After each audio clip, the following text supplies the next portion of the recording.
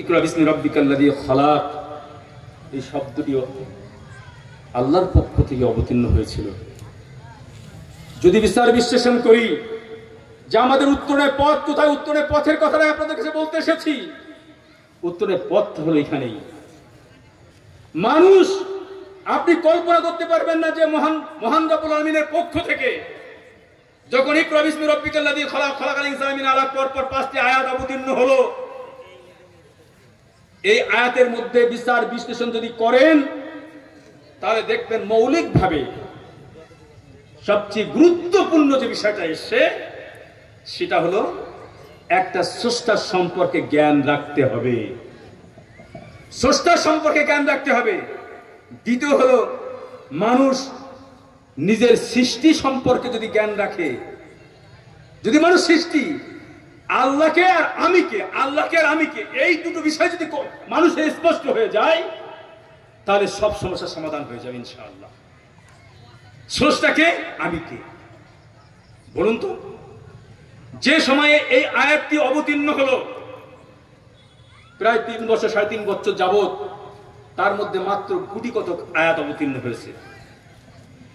এই মৌলিক আয়াত ইকরা বিসমি রাব্বিকাল্লাযী খালাক খালাকাল ইনসানা মিন আলাক, এই দুটি আয়াতে যা আছে, পরবর্তীতে আয়াতের ভিতরে যেগুলো অবতীর্ণ হয়েছে, কখনো ইয়া আইয়ুহাল মুদ্দাসসির, কখনো ইয়া আইয়ুহাল মুজাম্মিল, নবী সাল্লাল্লাহু আলাইহি ওয়াসাল্লামকে ডেকে বলেছেন, হে মুহাম্মদ তুমি ওঠো, চাদর মুড়ি দিয়ে আর থেকো না, তুমি কম্বল আচ্ছাদিত অবস্থা থেকো না, বেরিয়ে পড়ো তোমার সমাজে। দেখো আজকে কি চলছে, দেখো আজকে আরবের মাটিতে সারা পৃথিবীতে নৈরাজ্য অরাজকতা সবকিছু চলছে। বেরিয়ে পড়ো হে মুহাম্মদ, তুমি আর ঘুমিয়ে থেকো না, তোমার সময় এসেছে এগিয়ে চলে মানুষকে পথ দেখাতে হবে। সেই পথ মানে মানুষকে ধাবিত করতে হবে। বেরিয়ে পড়লেন মানুষের কাছে এই ধারণা দেওয়ার জন্য। তদানীন্তন কালের আরব মুশরিকরা যে অত্যাচার বিশ্বনবী জনাবে মুহাম্মদ রাসূলুল্লাহ সাল্লাল্লাহু আলাইহি ওয়াসাল্লামের উপরে করেছিলেন, শুধু তাই নয়, এই স্বল্প পরিসরে যারা দ্বীনকে কবুল করেছিলেন তাদের ইতিহাস ছিল অত্যন্ত নাজুক। কি পেয়েছিলেন তারা? আজকের আমরা 500 টাকাতে 100 টাকাতে মান বিক্রি করে দিই। আজকে অবাক লাগে, মুসলিম নেতৃত্ব পর্যন্ত বিজয় সম্মেলনের নামে মুশরিক বানাচ্ছে। আজকের অবাক হয়ে যেতে হয়। এ মুসলমান, এ মুর্শিদাবাদের মুসলমান, সারা পৃথিবী সারা ভারতবর্ষের ভিতরে সবচেয়ে মুসলমান যেখানে রাজনৈতিক খুনোখুনি তুমি কার আদর্শে করছো? তুমি কার আদর্শে সবচেয়ে বেশি খুনোখুনি হয়? এই মুর্শিদাবাদে মুসলমানদেরকে খেপিয়ে দিয়ে। তোমার আদর্শের লোক কি সামনে ছিল না? তুমি আদর্শের লোকে কাউকে পাওনি। তুমি কোন আদর্শের পানে ছুটছ? তোমার মুসলিম ঘরের ওই নেতৃত্বরা যারা আজকে দেখতে পাচ্ছি, মুসলমান নেতৃত্ব যারা এমন কাজ করছে, মুশরিক বানাচ্ছে মুসলমানদেরকে, অবাক হয়ে যেতে হয়। তদানীন্তন সময়ে বেরিয়ে পড়লেন মানুষের কাছে, বললেন কুলু লা ইলাহা ইল্লাল্লাহ তুফলিহুন। মানুষকে দাওয়াত দিলেন। কোন দাওয়াত? দেখুন তো, ইকরা বিসমি রাব্বিকাল্লাযী খালাক, বড় তুমি তোমার প্রভুর নামে। কি ছিল?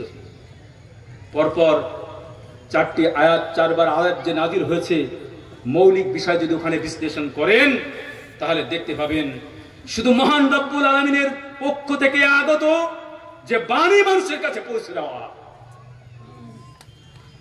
সেই পৌঁছে দিতে পারলেই মানুষের কাছে শান্তি, মানুষ যদি সেটা গ্রহণ করে। আর যারা গ্রহণ করেছিল পৃথিবীর ইতিহাসে সর্বোৎকৃষ্ট সন্তান তারা। দেখতে পাচ্ছেন, যাদেরকে মুশরিক বানানোর জন্য, যদি আপনি খাব্বাবের ইতিহাসটা দেখেন, যদি আপনি বিলালের ইতিহাসটা দেখেন, যদি আপনি খোবাবের ইতিহাসটা দেখেন, এমন কোন মানুষ নেই চোখের পানি ধরে রাখবে যাদের মুশরিক বানানো যায়নি। তাদের কাছে একটি মাত্র কথা ছিল, তোমরা ওখান থেকে ফিরে এসো। জীবন দিয়েছেন। বিশ্বনবী জনাবে মুহাম্মদ রাসূলুল্লাহ সাল্লাল্লাহু আলাইহি সাল্লাম মানুষের কাছে দাওয়াত দিচ্ছেন। কোন অত্যাচার হচ্ছে? বিলালের উপরে, খাব্বাবের উপরে খুবাইবের অত্যাচার দেখে খাব্বাব বিন আরাত রাদিয়াল্লাহু তাআলা একদিন বিশ্বনবী জনাবে মুহাম্মদ রাসূলুল্লাহ সাল্লাল্লাহু আলাইহি সাল্লাম তিনি কাবা চত্বরে একটি ছোট্ট একটি নিয়ে ঘুমিয়ে আছেন, তন্দ্রাভিভূত অবস্থা কিংবা নিদ্রার মতো অবস্থাতে শুয়ে আছেন। ওই খাব্বাব বিন আরাত রাদিয়াল্লাহু তাআলা আনহু যে বলছেন, ইয়া রাসূলুল্লাহ, আপনি কি আমাদের জন্য একটু দোয়া করবেন না? আপনি কি আমাদের জন্য একটু দোয়া করবেন না? আপনি তো দেখতেই হচ্ছেন আমাদের উপরে অত্যাচার। বিশ্বনবী সেদিন বলেছিলেন, হে খাব্বাব, তোমরা বড় তাড়াহুড়ো করছো, তোমরা বড় তাড়াহুড়ো করছো। বিগত দিনে এমন নবী বা রাসূল এসেছিলেন যাদের অনুসারীদের লোহার চিরুনি দিয়ে গায়ের মাংস খুবলে খুবলে নেওয়া হয়েছিল। হে খাব্বাব, এমনকি তাদের মাটিতে পুঁতে মাথার উপর দিয়ে দ্বিখণ্ডিত করা চালিয়ে দ্বিখণ্ডিত করা হয়েছিল। খাব্বাব, তোমরা বড় তাড়াহুড়ো করছো। আমি সেই দিনের অপেক্ষা করছি যেদিন সানাতুল বিদা থেকে হাজরে মাউত পর্যন্ত একজন নারী একজন পুরুষ নির্বিঘ্নে চলবে। আপনাদের কাছে জিজ্ঞাসা করতে চাই, সেই দিন এসেছিল না আসেনি? সেই দিন এসেছিল। কিসের বদৌলতে এসেছিল? ওই ওহীর বিধান মানুষের কাছে যখন এসেছে, ওহীর বিধান মানুষের কাছে যখন পৌঁছে গেছে, তখন পৃথিবীতে শান্তি বিরাজ করেছে, পৃথিবীতে শান্তি বিরাজ করেছে। সেই শান্তি যদি আমরা দেখি, বিচার বিশ্লেষণ করি, আমরা একজন বিখ্যাত মানুষের নাম জানি হাতেম তাই, আদি বিন হাতেম। তিনিও ইসলাম কবুল করার জন্য যখন বিশ্বনবী সাল্লাল্লাহু আলাইহি সাল্লামের কাছে গেছেন, যখন আলোচনা চলছে, তখন তিনি বলেছিলেন, হে আদি, তোমাকে কোথায় বাধা দিচ্ছে আমি জানি। তুমি দেখছো আজকের আরবের সবচেয়ে নিম্নমানের লোকগুলো ইসলাম কবুল করছে। হে আদি, তুমি কি হেরাচ্ছ না? হেরা শুনেছি, নাম শুনেছি। বলছি সেইখান থেকে নির্বিঘ্নে নারীরা এসে মক্কা তাওয়াফ করে আবার ফিরে যাবে, তাদের দিকে কোন তাকানোর লোক থাকবে না। ইতিহাস তিনি নিজে বলছেন, এই দৃশ্যগুলো আমি দেখেছি। শুরু হলো, আপনি যদি পর্যালোচনা করেন, সেই রাষ্ট্র ব্যবস্থা মদিনাতে শুরু হলো 622 খ্রিস্টাব্দে। নবী সাল্লাল্লাহু 10 বছর মদিনার গভর্নর ছিলেন।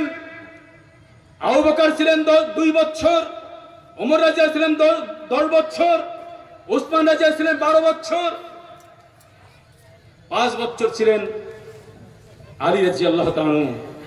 তারপরে চলে আসলো উমাইয়া শাসন, তারপর আব্বাসিয়া শাসন, ওসমানিয়া শাসন। চলতে চলতে চলতে চলতে চলতে চলতে 1924 সাল পর্যন্ত মোটামুটি ভাবে মুসলমানরা গোটা পৃথিবীর একটা সম্মানজনক জায়গায় ছিল।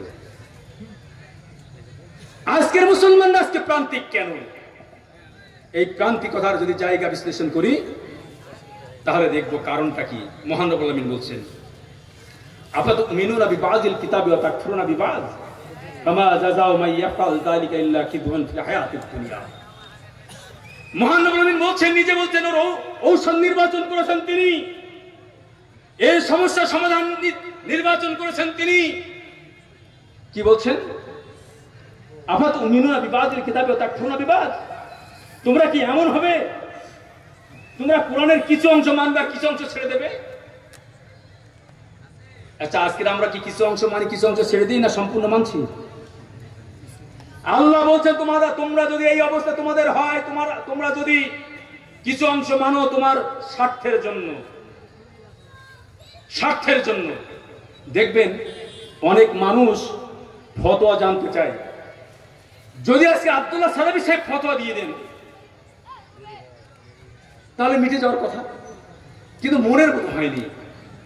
সেই একই ফতোয়া জিজ্ঞাসা করতে করতে করতে করতে করতে করতে যদি সায়েলি যে ভিক্ষা করতে আসে, মাথায় টুপি থাকে, একটু দাড়ি থাকে, তাকেও সেই ফতোয়া জিজ্ঞাসা করা হয়।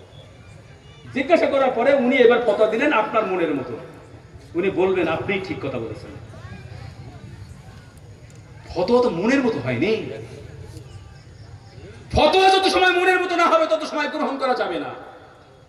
আজকে আমাদের এই চরিত্র নয়। আল্লাহ বলছেন যদি তোমাদের এই চরিত্র হয় ইল্লা খিদুন ফিল হায়াতিদ দুনিয়া, তোমরা দুনিয়ার জীবনে লাঞ্ছিত হবে। অন্যত্র বলছেন ফালিয়াহযারিল্লাযীনা ইউখালিফুনা আন আমরি আন তুসিবাহুম ফিতনা আইসিবাহুম আযাবুন আলীম, তোমরা কঠিন আযাবের মধ্যে পড়বে। কেন পড়বে? রাসূল সাল্লাল্লাহু আলাইহি ওয়াসাল্লাম যা তোমাদেরকে দিয়েছেন সেটা তো দ্বিধাহীন চিত্তে কোন রকমের কিন্তু কথা চলবে না। এই আয়াতের ভিতরে বলছেন কোনো কিন্তু কথা চলবে না। এই আয়াতগুলো পরপর অনেক আয়াত এসেছে, সময় একেবারেই শেষ। সমাধানের জায়গাটা সারা পৃথিবীতে মুসলমানদের এক বিরাট ভূখণ্ড থেকে নিয়ে আমরা যদি পর্যালোচনা করি, একটা সময়ে সবচেয়ে বেশি ওসমান রাদিয়াল্লাহু তাআলার খেলাফতের সময়, ওসমান রাদিয়াল্লাহু তাআলার সময়ে, আর যদি দেখি আমরা উমাইয়া খেলাফতের সময়ে পৃথিবীর বিরাট ভূখণ্ড মুসলমানদের করতলগত হয়, মুসলমানরা শাসন করে। আর আজকে গোটা পৃথিবীতে মুসলমান এত থাকা সত্ত্বেও আজকের আমাদের এই পরিবর্তন হচ্ছে না। তার মৌলিক কারণ হলো এই, আমরা কোরআন হাদিস থেকে অনেক দূরে সরে গেছি, এতটা দূরে সরে গেছি যে আজকের আমরা সেইখানে আর ফিরে আসতে পারছি না। যদি আমরা সেটা না পারি, যদি আমাদের এই পরিবর্তন না হয়, তাহলে মহান রব্বুল আলামিন আমাদের তো পথ বলে দিয়েছেন। আপনারা দেখুন, যদি পর্যালোচনা করেন তাহলে দেখবেন মহান আল্লাহ আমাদের, আমরা জানি মহান রব্বুল আলামিন তিনি যে কথাগুলো বলেছেন অবশ্যম্ভাবীভাবে সেগুলো ঘটবে। আর যদি বাস্তব নমুনা দেখি, শুধু দুটি ঘটনা শুধু স্মরণ করাবো, বিস্তারিত বলার আর সময় নেই। সেটা হলো এই, সমাধান কোন পথে, উত্তরণের পথটা কোথায়। এই যদি পর্যালোচনা করি, একটা উহুদ যুদ্ধ, একটা বদর। বদরের যুদ্ধে 313 জন মুসলমানরা বিজয় অর্জন করলো, আর উহুদের যুদ্ধে মুসলমানরা বিজয় অর্জনের পরে আবার পরাজয়ে পরাজিত হলো, 70 জন সাহাবী মারা পড়লো। এর যদি কারণ বিশ্লেষণ করেন, বদরের প্রান্তে মহান রব্বুল আলামিন আকাশ থেকে ফেরেশতা দিয়ে সাহায্য করলেন। পারতেন না বদরের প্রান্তে সাহায্য করতে? বদরের প্রান্তরে রাসূল আব্দুল্লাহ বিন জুবাইরের নেতৃত্বে বলেছিলেন, যত রকম যাই কিছু হোক, যুদ্ধে জয় হোক আর পরাজয় হোক, তোমরা ওই রুমা পর্বত ছাড়বে না।